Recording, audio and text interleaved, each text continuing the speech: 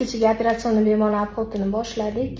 Bemorlarimizning holati juda ham yaxshi. Aytib o'tganimdek, kecha istoriyada aytganman, haqiqatan bitta qizimizda kutilmagan holatlar kelib chiqdi. Operatsionni blok o'zi shunaqa, baribir organizm ichiga kirganimizda bilamiz.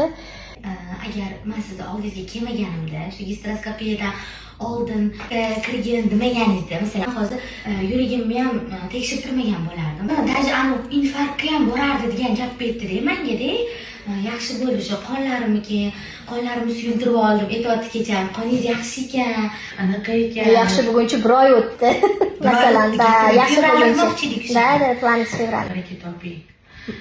Xudo xolisa. Yo'q, narkozdan yaxshi chiqdim.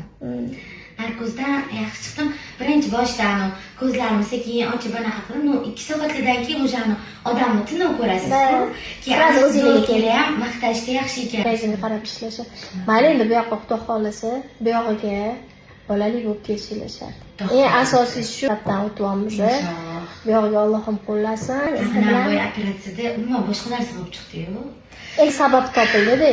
Qarang, shu globus topildi. O'shaning uchun vaqtliroq qilinganda, конечно, bunaqa darajaga kelmasdi, lekin bizga jo'natgan vrachlarga baribir rahmat deb qo'yinglar.